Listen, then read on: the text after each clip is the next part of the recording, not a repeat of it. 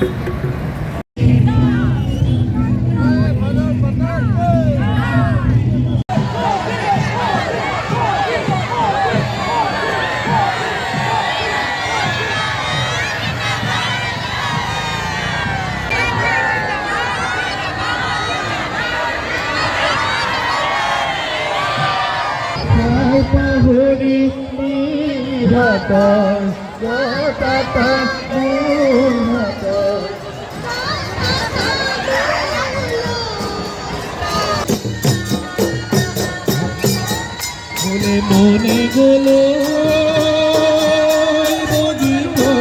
বহুত ভাল লাগিছে তেখেতে আমাৰ জাগীৰ মানে আমাৰ যিটো অসমৰ কাৰণে যিখিনি আমাৰ উদ্বোধন কৰিবলৈ আহি আছে তাৰ বাবে আমি খুব গৌৰৱান্বিত আৰু আমি আশাবাদী আমি সকলোবিলাকক ফলপ্ৰসূ হ'ম আৰু ইয়াৰ বাবে আমি সকলো অসমবাসী আমি উৎসাহিত হৈ আছো।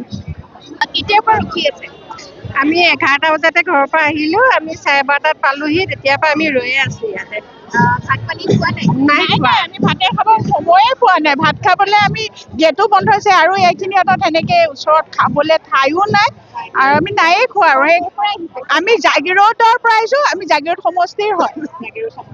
হয়, আমি জাগিৰোডৰ পৰা আহিছো। হয়।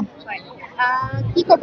প্ৰধানমন্ত্ৰী যিহেতু আহি আছে, মোদী সকলোৱে বহুত আশাৰে হয় তেখেতে প্ৰধানমন্ত্ৰী ডাঙৰীয়ালৈ আমি শুভেচ্ছা জনাইছোঁ। তেখেতে আমাৰ মানে অসমত আহি আমাৰ ধৰক বহুত মানে আমি আশা কৰিছোঁ তেখেতে আমাৰ মানে অসমৰ কাৰণে বহুত কিবা কিবি কৰিছে আৰু তেনেকৈ কৰি যাব বুলি আমি আশা কৰিছোঁ। সদায় সুস্বাস্থ্যলৈ আৰু দীৰ্ঘায়ুলৈ জীয়াই থাকক, আমাৰ ভাৰতবৰ্ষখন আৰু আগুৱাই লৈ যাওক, আমি এইটো ভগৱানৰ ওচৰত প্ৰাৰ্থনা কৰিছোঁ আৰু তেখেতৰ আমি মানে শৰীৰৰ সুস্থতা সদায় ভালে ৰাখিবলৈ ভগৱানৰ ওচৰত প্ৰাৰ্থনা কৰিছোঁ আৰু তেখেত যেন দীৰ্ঘায়ু হওক আৰু আমাৰ ভাৰতবৰ্ষখন যেন তেওঁ আমাৰ বিশ্বৰ এক নম্বৰ স্থানলৈ নিব পাৰে, এইটো আমি সদায় মানে ভগৱানৰ ওচৰত প্ৰাৰ্থনা জনাইছোঁ। আৰু মোদীৰ নিচিনা এজন মহান আমাৰ পুৰুষে, যিজনে মানে মহাপুৰুষ বুলি ক'ব লাগিব, কাৰণ 1000 বছৰৰ মূৰে মূৰে এজন মহাপুৰুষৰ আৱিৰ্ভাৱ হয়। আমি মানে অলপ জনামতে আৰু তেনেকৈ আমাৰ মোদীজীও ঠিক তেনেকৈ আমাৰ ভাৰতৰ এজন মানে মহাপুৰুষ হিচাপে জন্ম লৈছে আৰু দেশখন প্ৰগতি পথত আগুৱাই লৈ গৈছে। মিচিং গুমৰাগ নৃত্য পৰিৱেশন কৰিলো আমি। হয়, প্ৰধানমন্ত্ৰীক ওচৰৰ পৰা দেখিছো। প্ৰধানমন্ত্ৰী কিবা সঁহাৰি জনাইছিলে নে? হাই দিছিলে, আমিও হাই। কেনেকুৱা লাগিলে? বহুত ভাল লাগিল। যিহেতু প্ৰধানমন্ত্ৰীৰ ওচৰত নৃত্য পৰিৱেশন কৰিছা, কেনেকুৱা লাগিলে?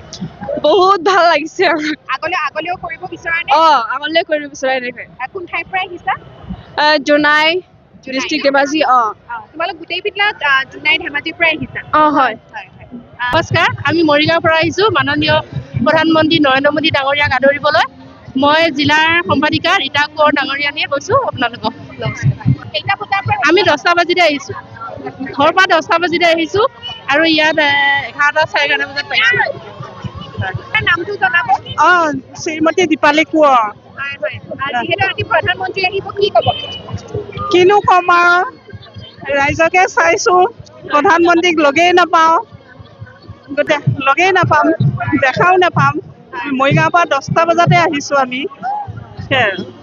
আমি চুতীয়া জনগোষ্ঠী যোনটো হয় প্ৰদৰ্শন কৰিছো, সেইটোৱে ডান্সটো আমি দেখাইছো ইয়াতে।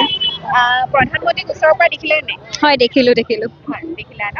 কেনেকুৱা, কিবা সঁহাৰি জনাইছেনে? ভাল লাগিছে, তেখেতে আমাৰ ফালে চাইছে আৰু হাঁহি দিছে, ভাল লাগিছে। আৰু এয়া কিমান দিনৰ পৰা প্ৰেক্টিচ কৰিছিল? আমাৰ এইটো ইনষ্টেণ্ট প্ৰেক্টিচ হয়, আমাৰ মানে গ্ৰুপটো মানে আগৰ পৰাই আছে। তো আমি জানো আৰু মানে এটা ষ্টেপ দিলে আৰু কি তাৰপিছত কি দিব, তো সেইটো কাৰণে মানে এবাৰ প্ৰথমবাৰ দেখিছো, বহুত ভাল লাগিছে। অসমত আহিছে, নমস্কাৰটোৱে হয় ন, নমস্কাৰ দিছে, আমাৰ ভাল লাগিছে আৰু আমাৰ অসমত আহিছে যিহেতু ওচৰৰ পৰা চাবলৈ পাম বুলি বহুত সোনকালে ৰাতিপুৱা 10টা বজাতে আহিছো, এতিয়াহে লগ পাইছো আৰু ভাল লাগিল, বহুত ভাল লাগিল। হয়, বহুত ভাল লাগিছে, কাৰণ আৰু অসমৰ কাৰণে গৌৰৱ যে তেওঁ বাহিৰৰ পৰা আহি পেলাই আমাৰ অসমৰ বিহু নৃত্য দেখিলে, বহুত ভাল লাগিছে।